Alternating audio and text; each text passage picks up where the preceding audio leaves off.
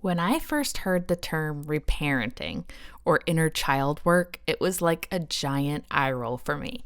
However, as I worked more and more with therapists as a client, and when I became a therapist working with clients, I eventually began to convert to the woo-woo shit because I saw and embraced this idea that personifying my little self could be incredibly powerful in clinical work.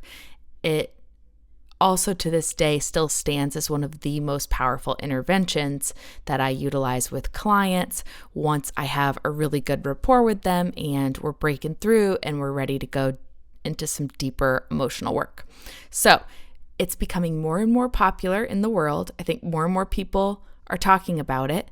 So I want to break it down for you guys and give you a little bit of an overview. So here we go. Let's talk reparenting. Hey, I'm Kayla Riley, licensed therapist, entrepreneur, and mama, just trying to keep my shit together like the rest of you. Welcome to Shrink Shots, quick hit bonus episodes packed with bite-sized insights on relationships, parenting, and more. No fluff, just real talk. Let's do this. Reparenting is exactly what it sounds like. Taking on the role of the parent you needed when you were younger. It's about meeting your emotional needs now as an adult, especially in the areas where caregivers might have fallen short when you were a kid. So it's rooted in inner child work, and the idea is that the experiences we had as kids shaped how we see ourselves, how we see our emotions, and how we show up in relationships.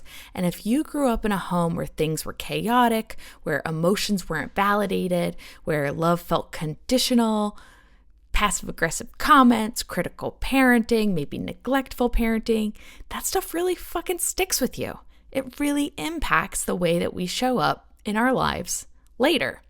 So it's not about erasing what happened to you. It's not about blaming your parents, although let's be honest, we all need a moment to process our anger and our bitterness when we start recognizing, the neglect or abuse that we actually went through. But friendly reminder, our parents did the best they could with what they had.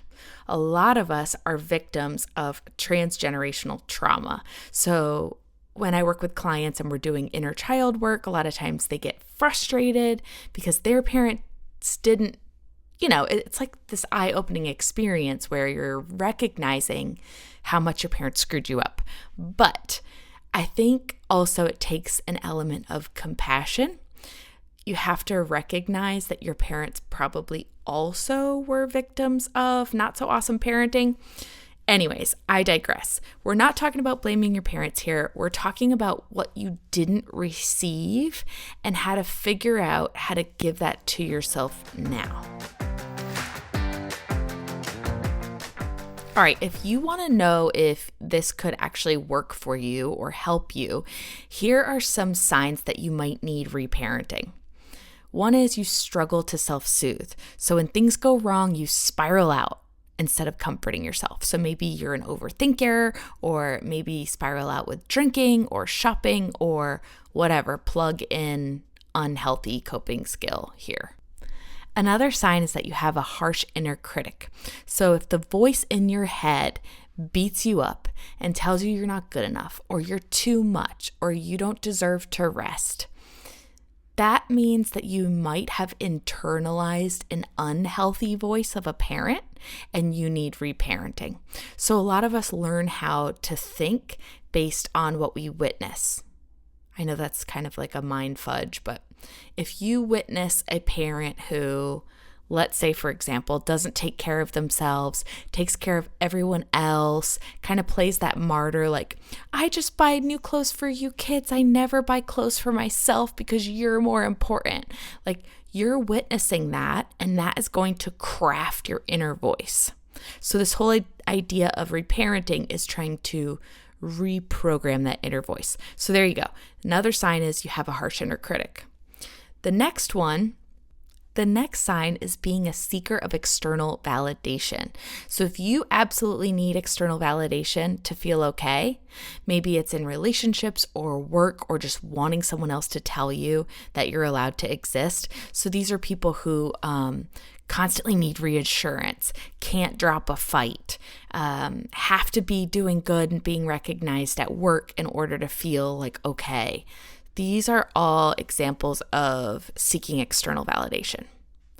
Another sign that you might need reparenting is struggling with setting boundaries. Maybe it's because you were taught that love means self-sacrifice, or maybe it's because your parents trampled all over your boundaries. Who knows? But if you have a hard time setting boundaries, this is another sign. So if any of this sounds familiar, keep listening because we're going to talk about what you can do about it. The number one tip when we're thinking about reparenting ourselves is working with a therapist or a coach. So reparenting can bring up a lot of grief, anger, and resistance. It's one thing to start noticing these patterns, but to actually lean in and change them, that's where a licensed professional can really be a game changer. A good therapist can help you identify the beliefs that you internalized, process the emotions that come up when you're starting to deal with it, and develop tools and skills to rewrite the story you tell yourself in a healthy way. So if this resonates, consider working with someone who specializes in inner child work or attachment healing, because you can do a lot of this on your own, but you don't have to. If you are going to work on these things by yourself, here are 4 steps of reparenting yourself. 1, talking to yourself the way you needed to hear it as a kid. 2, giving yourself what you missed out on. 3, creating the structure that you needed and didn't receive. And 4, inner child work. So talking to yourself the way you needed to hear as a kid is reframing your thoughts. So we talked earlier about how you might have internalized a parent's voice, and this is basically overriding that or reprogramming that. So paying attention how you talk to yourself in your head, right? Not out loud. Although I do talk to myself out loud. I like myself. I'm my favorite person. Anyways, how you talk to yourself in your head. So instead of things like, why are you so lazy? Try, you're tired, let's rest. Instead of, get over it, try, it's okay to feel sad, let's figure out what you need.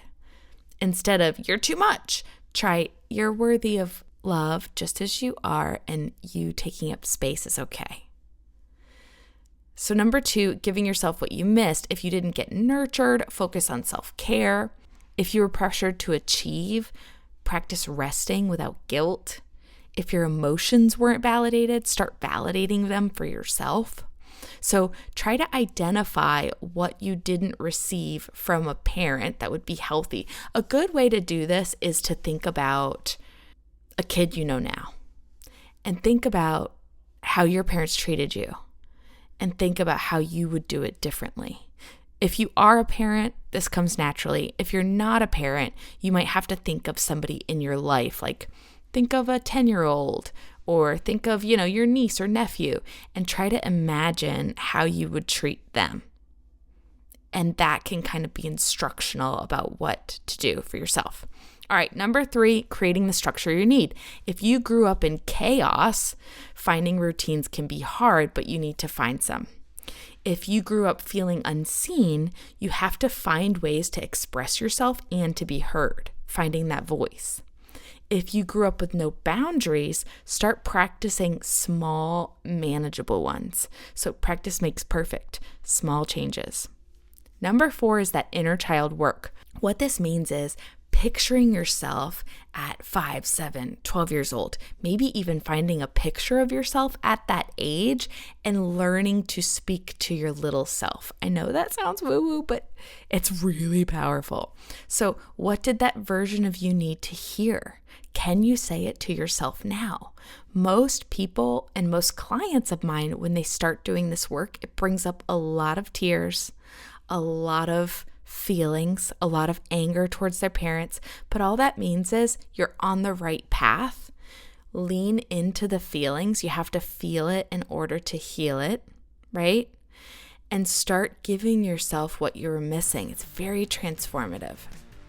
Reparenting is about recognizing where your emotional needs weren't met and giving yourself that care now. It's not about erasing the past, it's about changing how you treat yourself right now in the present. So next time you're being hard on yourself, ask yourself, what would I say to little Kayla? Obviously your name probably isn't Kayla, but you get it.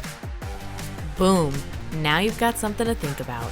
If this hits home, share it with a friend or tag me on Instagram at notyourtherapist.kayla. Shrink Shots drop every Tuesday and Thursday with 10 episodes in each series. So hit follow and don't miss your next dose of no BS therapy wisdom. See you next time.